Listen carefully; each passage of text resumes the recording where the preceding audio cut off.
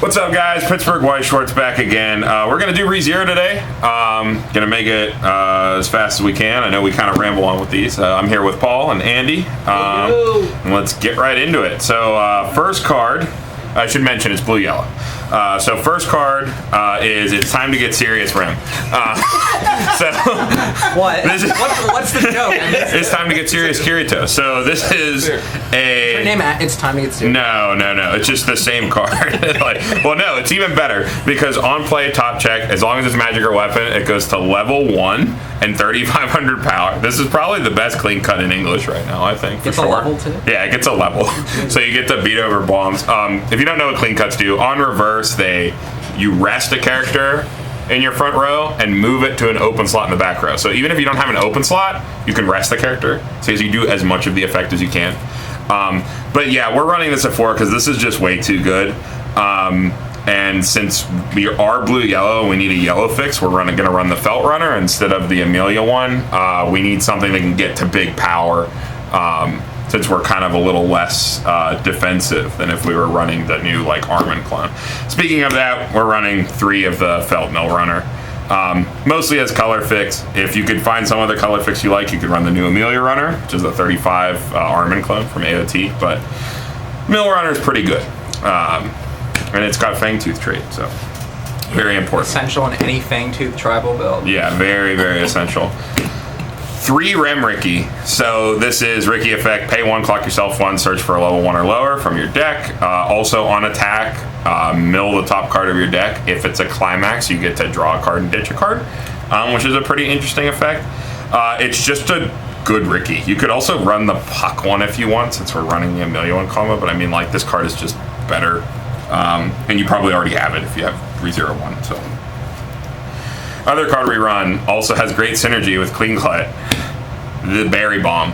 I don't know what the name of this card is, but you got Ram and Ram in the sunlight. It's a reverse Zero Bomb, and then it has an act ability. Ditch a card from your hand and sacrifice this card. Salvage any character. This card's ridiculous. The consistency that this card provides, as well as synergy with the Clean Cut and everything else, just makes it so good. This is one of the most ridiculous eras, and I think it's one of those eras that puts ReZero over the edge as a good stuff deck. Next card we run. So a lot of people don't run this one, but our brainstormer of choice is the new Betty. It's a salvage one, just like the Ram from the last set, but this one says when a character on your field gets reversed, you get to give a character 500 power. So you think about that, that doesn't sound that great until you see that you're running a bomb and a clean cut. So when the bomb gets reversed, you can put the clean cut to a 4K level 1 and either tie or beat over other oversizes and then cut your bomb back, sack this off the next turn, and get a piece of your combo that ended up in your waiting room. That interaction alone is what I think makes the Betty edge out the other one. The Ram, alternative to this, has a ditch a card bond to a 2/1 anti-early play bomb that bottom decks, which is pretty good. So it really depends on what you need. I think that at 0 is more valuable to me, but you can change that around if you value it the other way. Just wanted to mention it. The last card we are running at 0 is another new set 2 card. This Rem. So this is on play scry a card. So look at the top card, leave it on top or put it on the bottom of your deck, and then when your opponent plays a climax, this card pops the stock. So this is a good way, since your field is a little bit on the stickier end because you're going to leave this thing up here a lot. You can field this in your third lane because you cut your bomb back to save, and then when they play the climax, pop this over to stock. So it's just a really good utility card. Really just sort of ties your whole 0 lineup together. And it's just a really solid new card. But again, this is a flex spot. I think back before set 2 came out, I was running that top checker, the top check Emilia for filter. So you have a lot of options. ReZero has so many good stuff. You can make this another Ricky if you think your other stuff's more consistent. You can make this another bomb if you like that. You can make it another runner. You could make it Emilia runners if you want to run 5 runners. You can do a lot of stuff. This is sort of a flex spot. I just think this card's really good if you're expecting to see. You may or you have to. What, pop it to stock? I believe it's May. Yeah, May. Those effects are always choose. All right, yeah, let's get the zeros out of here. Move on to the fun stuff where ReZero really gets crazy. And by crazy, I mean just really good, because it's good stuff. Stop deck. Oh, 1, 2, 3, 4, 5, 6, 7, 8, 9, 10, 11, 12, 13, 14, 15, 16, 17, 18. 18. Pretty common for sets that have a lot of utility zeros.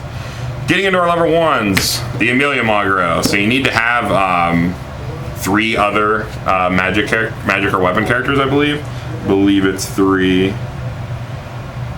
3 or more, yeah. So you need to have 4 total characters on the field for this to go off, but it is a Magro, which means on attack, look at 4, take 1 character that goes to 7k, which means it's a Magro that contests board.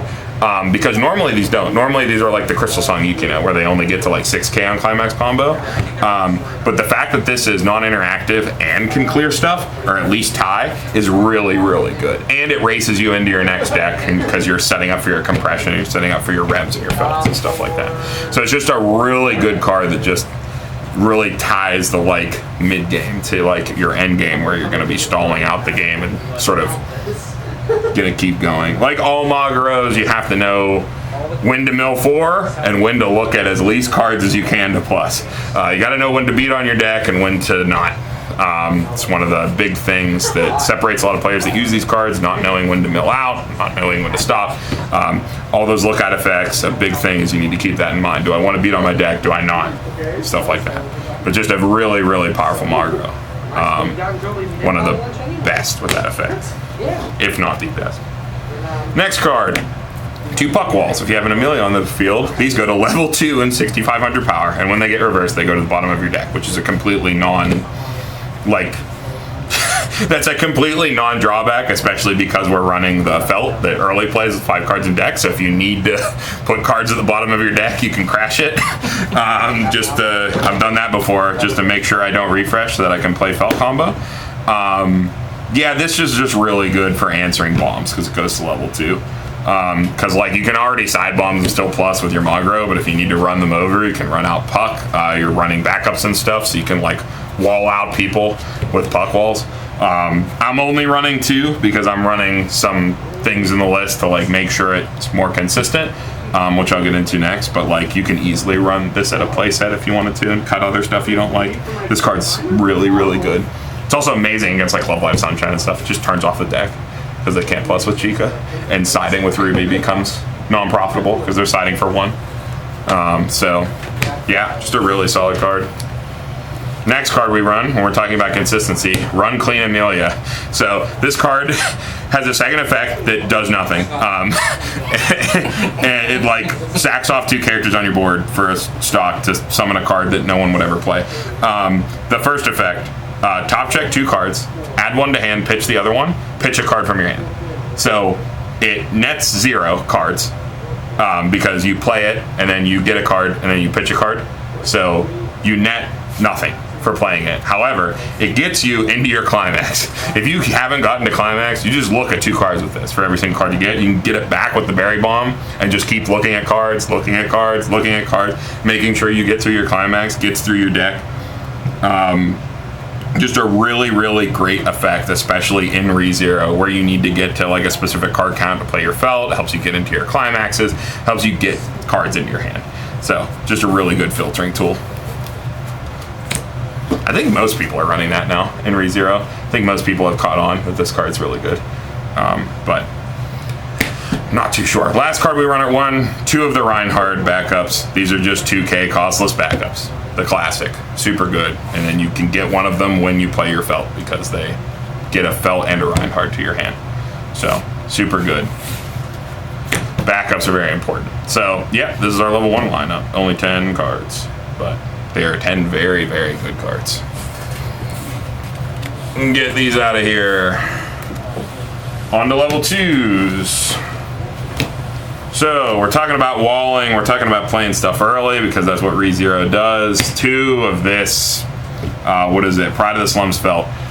It's a 2/1 8k, that doesn't matter. You play this card, you ditch the stock soul from your hand, and then you get to refresh your deck, summon a 3/2 felt to the field, and put a Reinhardt or Felt or Old Man Rom into your hand. So, and the only condition is you have to have 5 or less cards in deck when you play it. So 5 or less cards in deck, you free fresh, you get a 3/2 where you put this down, and you +1 to your hand. So like, it's just an absolutely ridiculous combo. What's the 3/2? It's the Felt, the Royal Election Felt. This one. Okay. So the one that stock charges you. And it gets an extra 1,000 power that turn only when you summon it with this effect. Very important. Never forget the extra 1,000 power. But yeah, just like a really, really, really good early play combo. You have to get down to 5 cards in deck, but with all the cards we run that mill and like all our loop ability with the Berry Bomb and stuff like that and the Brainstorms, like getting down to 5 cards on like second deck or sometimes even first deck, depending on how you want to play out your Emilia combo turn, is like really, really consistent. 5 or less, or exactly 5? 5 or less. Okay. Next card we run, talking about walls, Bath Time Emilia. So this card is also ridiculous. So it's a 2k assist to level 3s in front of it. On play, draw a card, ditch a card, and then self-tap Brainstorm. For every climax you hit, select a rested character on your opponent's field, and it does not stand that turn.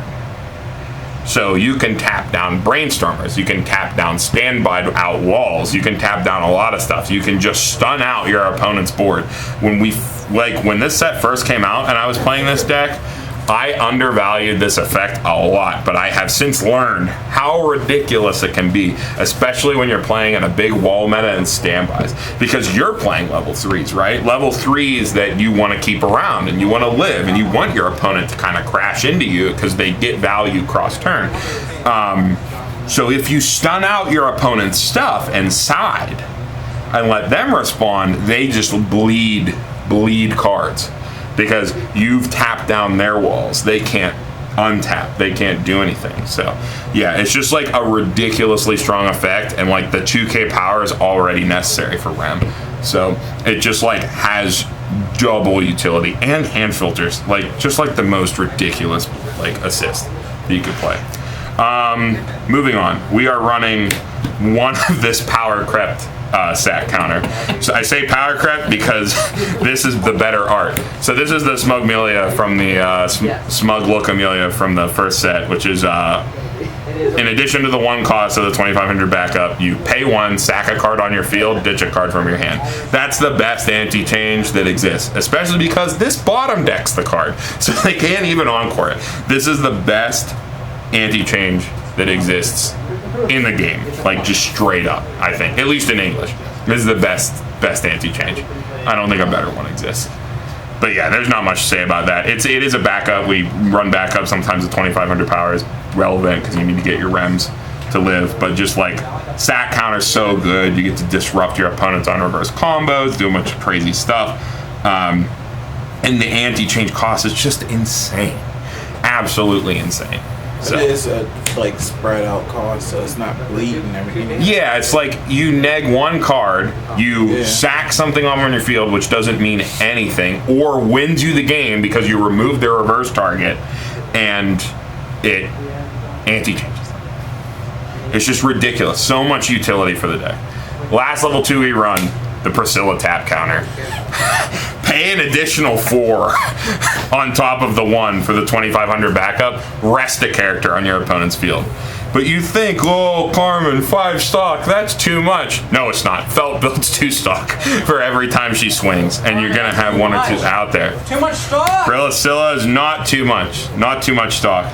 Tap counter will just win you games. It was the one you tried to play on me. If your opponent doesn't have hexproof, this can just win you games. This threatening this, showing, if you have the opportunity to show your opponent that you have this card or you have this card, like if you show your opponent that you have these cards in some way, your opponent is immediately playing on their toes, because playing around both of these at once, if you have the ability to do them, especially if you can do both in one turn, if you have like 7 stock, they basically can't finish you off in addition to all your walls. Like, it's just a ridiculous amount of stuff to play around. But yeah, that's our level 2s. let's move on to the most fun part of the deck. The level 3s. First level 3 we play is these Rems. We run 4 of them because she's ridiculous. On play, you heal. Every time you reverse a character, she eats a character from your waiting room and gains 1,000 power. Eats meaning becomes a marker underneath her, face down. So she eats cards from your next deck to compress you and becomes an unkillable wall that if your opponent doesn't answer, wins you the game because you compress so hard off this card. God forbid you also have a Feld on the field in the same turn. If you can get a Rem and this 3/2 Felt out on the same turn and your opponent doesn't answer one of them, you basically have won if you play it right after that point. Because this card, on attack, search your deck for a character and stock it before you attack. Also has on attack, and you can order this in any way you want, which is important because it helps keep your stock clean. Pay 2, on cancel, burn 1. So she helps ping out damage when your opponent's super compressed, like helps keep your stock clean, stocks a card for free, so she gains 2 stock every time she swings. Like, just a ridiculous card. And she gains 2,000 power as long as you have like a board. So like, she doesn't sit super big, but like what she threatens means your opponent will go after you. You can shroud her with Emilia and backups and stuff like that to ensure that you keep your Felt alive. And like these 2 cards together are compression monsters because this is compressing from your waiting room, this is compressing from your deck, and you're just like building stock, threatening tap counter, eating stuff, never dying, healing when you play Rems again if they answer them because you have so much stock for Felt. Like, you just become an unkillable monster, which is also then tapping down their cards with Emilia in the back and then threatening these 2 counters at the same time. You just bleed your opponent dry at the end game. So, yeah, these 2 cards are what make ReZero so good, especially the blue-yellow build. Moving on, we have one last level 3. Is it Reinhard? No, it's this Emilia. We run this art because the other art fucking sucks. And we only run one of them because, spoiler alert, this card is actually also bad. What it does is on play, it gets like 1,500 power if you have a board, and like on reverse, you get to memory kick, I believe, which is pretty good. Yeah, you get to memory kick on reverse, so you can remove stuff. I don't think it keeps that cross turn. I think it's just for the turn it's played. I've like barely ever used that effect. No, it does sit cross turn, so your opponent can't crash it. That's really good. Of course, to ReZero card. Of course it works in the best way possible. On reverse, pay 2, pitch a card, and then sack a card on your field and bring out a puck from your waiting room. So that level 1 puck. Extra. That's why we run 2. So it just gets you a 4th attack, which sometimes is all you need in ReZero to end the game, especially because it brings out a 1-soul character, so you can like swing for a smaller amount. ReZero, you're not really running a finisher. You're running bleed your opponent dry, but this is your backup plan. If you want to squeeze in Reinhard, you can easily cut a 0 for him. Like, you could cut a clean cut and run Reinhard and like try to set up for him.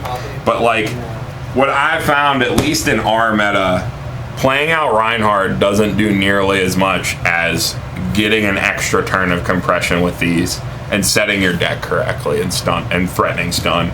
But that's just here. If Reinhard works really good in your meta, by all means, don't run this, run Reinhard or squeeze Reinhard in. Reinhard's a great card. You can use, like, instead of using the new combo that sets up Reinhard with the Felt with the shot combo, you can set up Reinhard the old-fashioned way by paying the cost for this effect and not having the effect hit. Because this is pay 1, put the top card of your deck to clock, and sack 2 characters on your field. So you reverse your board, and when this dies, you pay 1, clock yourself 1, and then sack your back row characters off, and then you have your Reinhard out there. So you can set it up the old-fashioned way with this card. But again, I've found, like, Reinhardt's just really good because he does say that your opponent literally just can't play their endgame combos because he's great performance, then you threaten pings and stuff like that. But you have to dedicate so many resources to getting him out, as well as leveling these cards that just win you the game, and then you're weakening the rest of your deck because you're leveling these, so you need to run more copies of these when you don't, like, you need to run 4 Felt and like maybe some other level 3, like 2 copies of this to throw one in level, when I'd rather just have more of these so that my opponent answers them. I just play another one because Felt's build me in more stock to keep going. So, yeah. That's just my take on it. Reinhardt is a great card, though. I'm not going to say it's bad. It's just not as good in our specific meta. But if I was going out of state, I'd probably squeeze Reinhardt in because he's better against more generalized threats than this. But yeah, that's about it for ReZero. Am I missing anything? Oh, I guess we should do Climaxes. Pretty obvious. 4 book.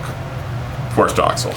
So you never play the Stock Soul from hand because you're ditching it with this. So just keep that in mind. Like, you're playing a Climax that you're not playing from hand as often. So if you have a lot more of them in your deck and you have a chance to play one of these to like keep up in the damage race, do it. Like, one of the biggest playing this deck is like just not slamming Stock Soul when I had the opportunity to, when it was good to swing for 2/2/2 across the board. Just always do it. Like, don't be afraid to play this from hand.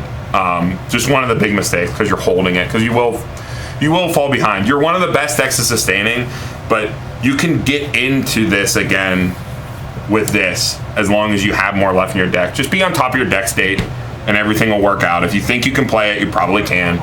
Play it and keep up in the damage race and keep going. But all right, guys, that is blue-yellow. Like we always say, we are trying to get more and more of these deck techs done. If you have a specific one that you would like to see, please let us know in the comments. Leave a like, subscribe, let us know what you'd like to see next. We have some other content in the pipeline. We want to do ReZero 2 set review like we always do, go through all the cards, give you guys an idea of maybe some of the cards you've never seen before. ReZero has a lot of weird ones, especially in set 2 for those specific decks like Maids and stuff like that, so we want to talk about those.